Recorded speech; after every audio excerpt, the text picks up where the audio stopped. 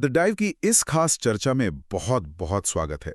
आज का हमारा विषय कोई आम दस्तावेज नहीं है या कोई ऐसी किताब नहीं है जिसे पढ़कर बस अलमारी में रख दिया जाए। बिल्कुल नहीं। हाँ, आज हम डॉक्टर रामानंद प्रसाद द्वारा अनुवादित भागवत गीता के अंग्रेजी संस्करण की गहराइयों में उतरने वाले हैं। और इस चर्चा का जो हमारा मुख्य उद्देश्य है, या कहें तो हमारा जो मिशन है, वो बहुत ही स्पष्ट है। हाँ, मिशन यही है कि 18 अध्यायों और 700 श्लोकों वाले इस प्राचीन ग्रंथ से काम की बातें निकाली जाएं। सही कहा। जीवन के सबसे गहरे ज्ञान और व्यावहारिक सूत्रों को निकालना है, और वो भी इस तरह से कि सीखने की चाह रखने वाले श्रोताओं को उनको सूचनाओं के भारी बोझ से, यानी इन्फो ओवरलोड से बचाया जा सके। एकदम सही।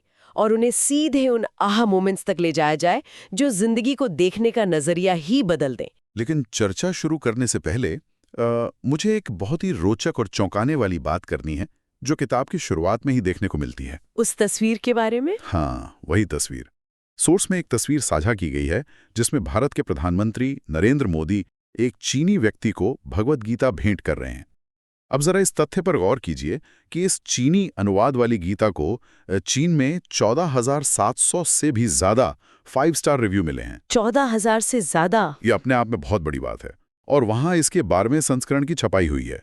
ये सच में इस बात का जीता जागता सबूत है कि ये ज्ञान किसी एक देश, भाषा या धर्म की सरहदों में नहीं बंधा है। ठीक है, चलिए इसे गहराई से समझते हैं। ये ग्रंथ महज एक धार्मिक किताब नहीं है। नहीं, ये सिर्फ पूजा पाठ तक सीमित नहीं है। अगर ध्यान से पढ़ा जाए तो ये जिंदगी के मुश्किलों, हमारे डर और हमारी दुविधाओं से निपटने का एक बेहतरीन मैनुअल है। मैं आपकी इस बात से पूरी तरह सहमत हूँ।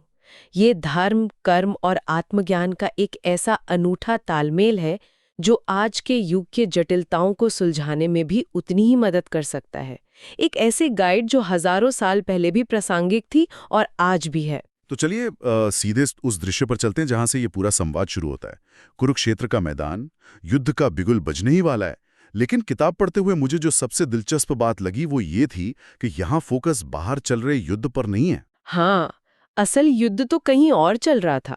बिल्कुल, असल युद्ध अर्जुन के दिमाग के भीतर चल रहे तूफान पर है। अर्जुन का वो रथ असल में हमारे आज के जीवन का प्रतीक है। हम सभी रोज अपने ही बुने हुए रिश्तों, करियर की दुविधाओं और नैतिक संकटों के बीच खड़े होते हैं। अर्जुन पूरी तरह से टूट जाते हैं, वो लड़ने से इनकार कर देते हैं क्योंकि उनके सामने उनके अपने ही परिवार के लोग खड़े हैं।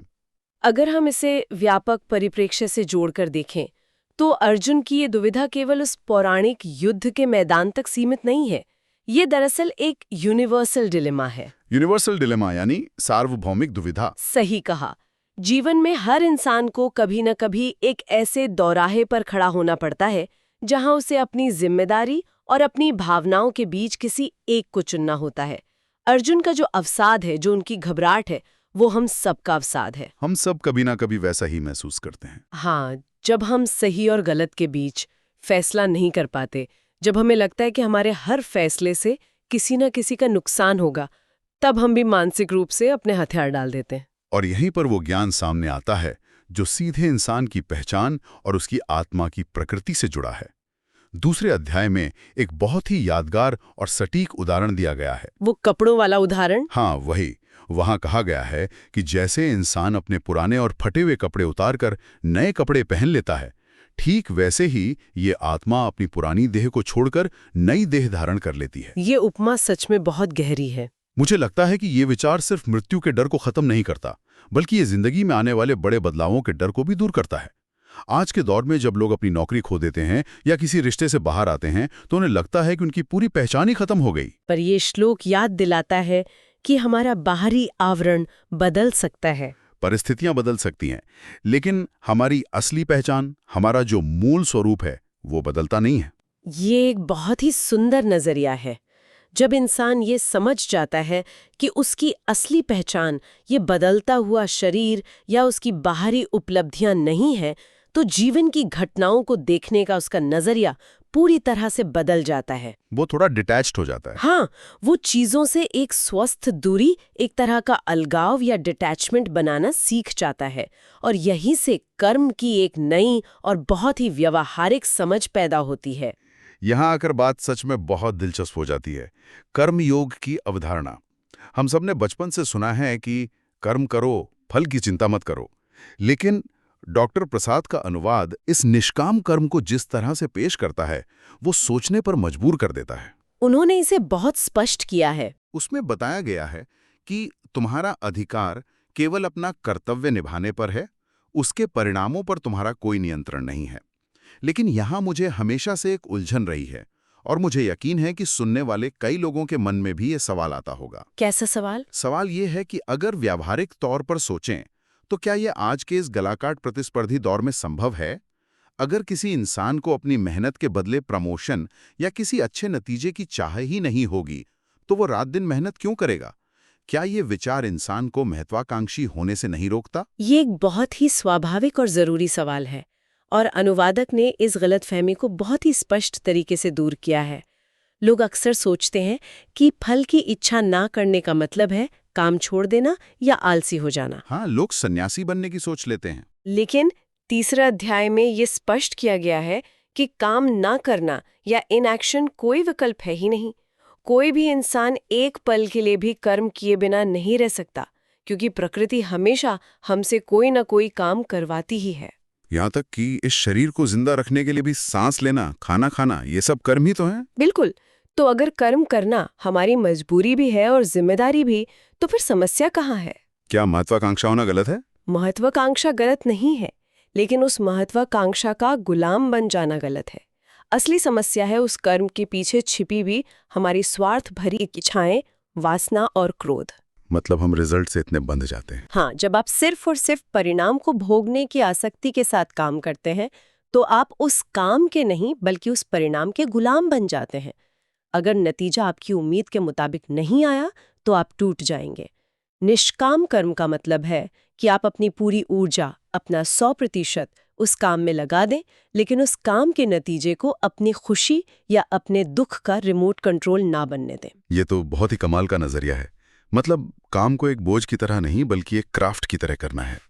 और किताब में इस इंसानी कमजोरी को समझाने के लिए कुछ बहुत ही बेहतरीन उपमाएं दी गई हैं। हाँ, खास तौर पर धुएं और आग वाली उपमा। एक जगह बताया गया है कि जैसे आग हमेशा धुएं से ढकी रहती है, या जैसे एक शीशा धूल की वजह से धुंधला हो जाता है, ठीक वैसे ही इंसान का जो शुद्ध ज्ञान है, उसकी जो सही फैसले लेने की क्षमता है, वो उसकी वासना और कभी न खत्म होने वाली इच्छाओं से छिप जाती है। जी, और इसी हिस्से में एक बहुत ही सख्त चेतावनी भी दी गई है।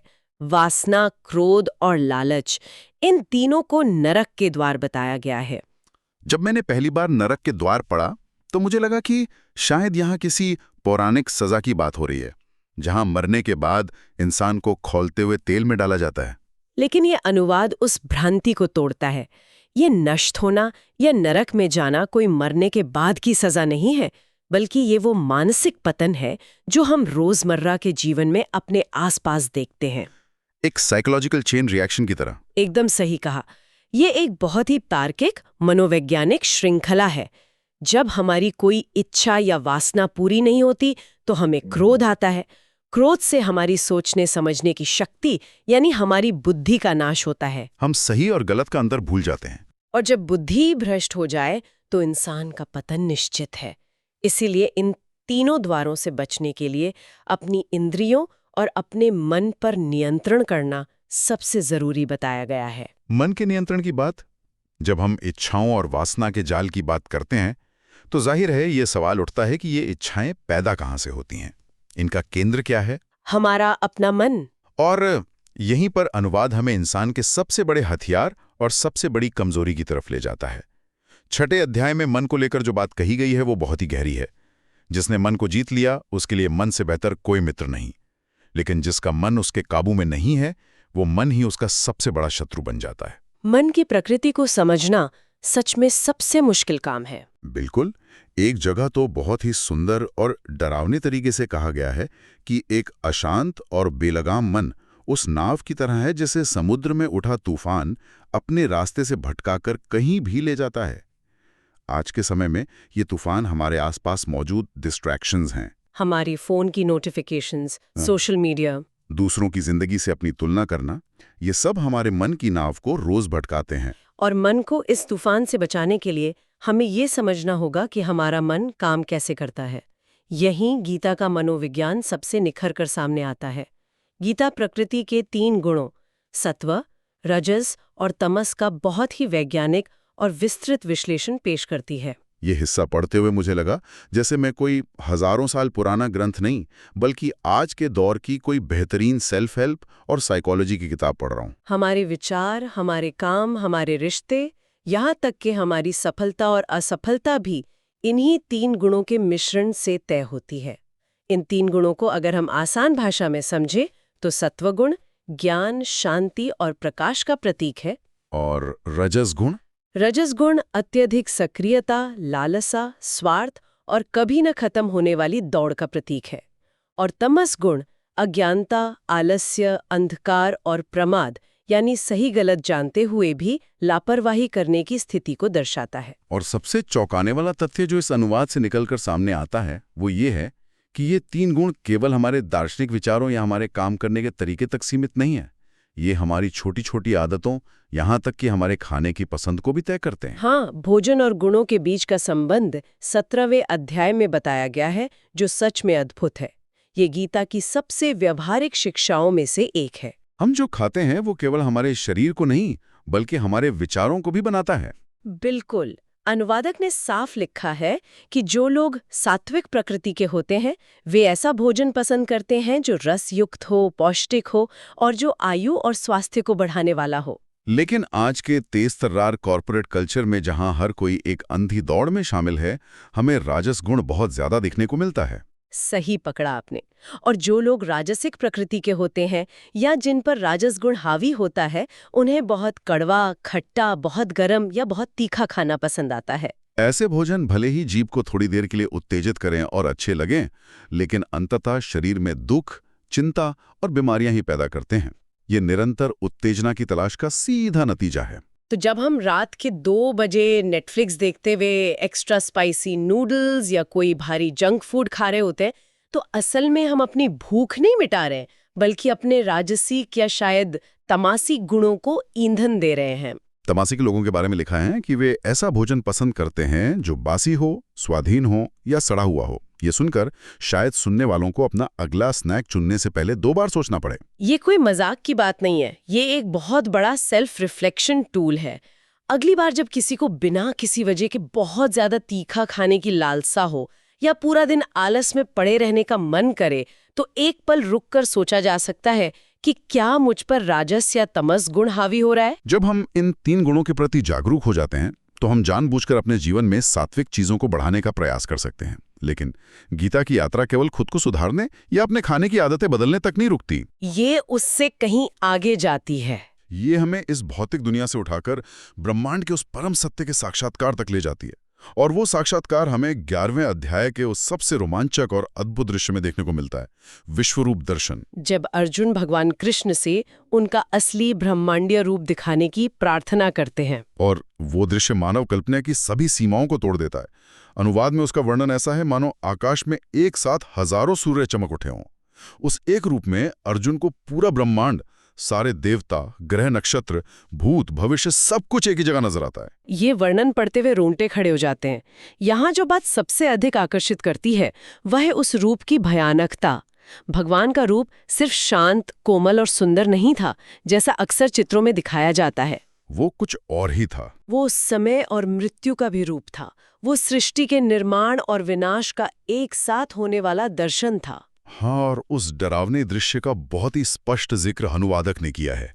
अर्जुन देखते हैं कि कौरव सेना के सभी बड़े बड़े योद्धा और राजा भगवान के उस भयंकर मुख में तेजी से समा रहे हैं। कुछ तो उनके दांतों के बीच कुचले जा रहे हैं। ये सुनने में ही कितना भयंकर लगता है। और इसकी तुलना बड़ी अजीब लेकिन सटीक चीजों से की गई है, जैसे नदियां दौड़कर समुद्र में गिरती हैं या जैसे पतंगे बहुत तेजी से जलती हुई आग की तरफ भागते हैं और उसी में भस्म हो जाते हैं। अर्जुन ये सब देखकर बुरी तरह कांपने लगते हैं। और हमें ये समझना होगा कि इस डरावने दृश्य के पीछे का असल मकसद अर्जुन को डराना नहीं था। इसके पीछे का जो गूढ़ अर्थ है वो इंसान के अहंकार को चकनाचूर कर देने वाला है। भगवान अर्जुन से कहते हैं कि ये सभी योद्धा पहले से ही मेरे द्वारा मारे जा चुके हैं। तुम तो केवल एक निमित्त मात्र यानी एक साधन भर हो। निमित्त मात्र, ये शब्द आज के इंसान के लिए कितनी बड़ी राहत हो सकता है। हम अक्सर इस चिंता में डूबे रहते हैं कि अगर मैंने ये काम नहीं किया तो दुनिया रुक जाएगी, हमारा अहंकार हमें ये मानने पर मजबूर करता है कि हम ही सब कुछ कंट्रोल कर रहे हैं। बिल्कुल। इस ब्रह्मांड में जो कुछ भी हो रहा है वो उसी परम सत्ता की इच्छा से हो रहा है। 18वें अध्याय में भी इसका बहुत ही सुंदर संदर्भ आता है, जहां कहा गया है कि हम सभी जीव अपने ही कर्मों की कठपुतलियां हैं, जिन्हें भगवान ने एक मशीन पर बैठा दिया है और वही सबको घुमा रहे हैं। तो क्या इसका मतलब यह है कि हमारी कोई जिम्मेदारी नहीं है? क्या हम हाथ पर हाथ धरे बैठ सकते हैं कि जो होना है वो तो तय है? नहीं, इसका मतलब निष्क्रियता नहीं है। इसका सीधा सा मतलब यह है कि हमें कर्तव्यकरण का अहंकार छोड़ देना चाहिए कि मैंने ये किया। हमारी जिम्मेदारी अपना किरदार पूरी ईमानदारी से निभाने की है, लेकिन उस नाटक का निर्देशक कोई और है। जब हम ये समझ लेते हैं तो हमारे कंधों से दुनिया भर का बोझ उतर जाता है। जो चीज हमें डरावनी लग रही थी वही असल में सबसे बड़ी मुक्ति का कारण बन जाती है। तो इस सब का असल में क्या मतलब है? इतने सारे अध्याय, इतने गहरे दर्शन, कुरुक्षेत्र की दुविधा से लेकर मन के तूफानों और ब्रह्मांड के विश्वरूप तक। अगर कोई सुनने वाला इस पूरी चर्चा से सिर्फ एक चीज अपनी जिंदगी में उतारना चाहे तो वो क्या होनी चाहिए? अगर इस पूरी चर्चा और डॉक्टर प्रसाद के अनुवाद को समेटा जाए तो इसका सार एक शांत नदी के उदाहरण से बहुत अच्छी तरह समझाया जा सकता है, जो दूसरे अध्याय में मिलता है। नदियों का उदाहरण? जैसे दुनिया भर की नदियां लगातार चारों ओर से आकर एक उफनते हुए समुद्र में गिरती हैं, लेकिन समुद्र अपनी मर्यादा नहीं छोड़ता, वो हमेशा शांत और स्थिर रहता है। ठीक वैसे ही आज के इस शोर शराबे वाले दौर में जो व्यक्ति दुनिया भर की इच्छाओं, वासनाओं और सूचनाओं के सैलाब के बीच रहते हुए भी अपने मन को समुद्र की तरह शांत रखना सीख जाता है, केवल वही इंसान सच्ची शांति पा सकता है। ये एक बहुत ही स्पष्ट और जरूरी संदेश है। आज के समय में सफल और सच में वेल इन्फॉर्म्ड होने का असली शॉर्टकट क्या है? वो शॉर्टकट है अपने हिस्से का कर्म, अपनी जिम्मेदारी को पूरी लगन, मेहनत और ईमानदारी से करना, लेकिन उसके फल को लेकर रात दिन चिंता में ना डूबना। डिटैचमेंट यानी अनासक्ति। हाँ, 15वीं अध्याय में एक बहुत ही खूबसूरत बात कही गई है कि इस संसार रूपी माया के उस उल्टे लटके हुए पेड़ की जड़ों को, जो हमारे अहम और इच्छाओं से बहुत गहराई तक बंधी हैं, केवल अनासक्ति की मजबूत कुल्हाड़ी से ही काटा जा सकता है। अनासक्ति, और जैसा कि हमने पहले भी चर्चा की, डिटैचमेंट का मतलब दुनिया से भागकर किसी पहाड़ पर चले जाना नहीं है, बल्कि दुनिया में रहते हुए पूरी सक्रियता के साथ काम करते हुए भी उसके परिणामों का गुलाम ना बनना है। कमल के पत्ते की तरह जो पानी में रहकर भी पानी से गीला नहीं होता। बिल्कुल, ये जीवन जीने की सबसे उत्तम कला है। लेकिन इस चर्चा को खत्म करने से पहले मैं जानता हूं कि एक आखिरी थॉट है जो आप रखना चाहते थे। हाँ, इस चर्चा को खत्म करने से पहले मैं स्रोत सामग्री के बिल्कुल अंत में मौजूद एक बहुत ही महत्वपूर्ण और अक्सर नजरअंदाज कर दी जाने वाली चेतावनी पर ध्यान खींचना चाहूंगी। कैसी चेतावनी? गीता के 18वें अध्याय में ज्ञान साझा करने को लेकर एक बहुत ही स्पष्ट नियम बताया गया है। भगवान अर्जुन से कहते हैं कि ये परम रहस्यमय ज्ञान कभी भी ऐसे व्यक्ति को नहीं दिया जाना चाहिए जिसमें तपस्या ना हो, जिसमें कोई भक्ति ना हो, और सबसे जरूरी बात, जिसमें सुनने की इच्छा ना हो। अगर कोई सुनना ही नहीं चाहता तो उस पर ये ज्ञान थोपना पूरी तरह से व्यर्थ है। ये तो बहुत ही गहरी और चौंकाने वाली बात है। अक्सर हम सोचते हैं कि अच्छी बात तो हर किसी को बतानी चाहिए। हाँ, हमें लगता है कि इन्फॉर्मेशन सबको मिलनी चाहिए। और ये नियम आज के हमारे आधुनिक और पूरी तरह से डिजिटल हो चुके युग के लिए एक बहुत ही गहरा और बेचैन करने वाला सवाल खड़ा करता है। जरा सोचिए, आज सोशल मीडिया के एल्गोरिदम कैसे काम कर रहे हैं। वे लगातार बिना रुके, बिना मांगे ज्ञान, विचार, लाइफ हैक और दुनिया भर की सूचनाएं लोगों के फोन और उनके न्यूज फीड में ठूंस रहे हैं। ये बात तो सच है। हम बस स्क्रीन स्क्रॉल कर रहे होते हैं और हम पर हर सेकंड कोई ना कोई जानकारी फेंकी जा रही होती है।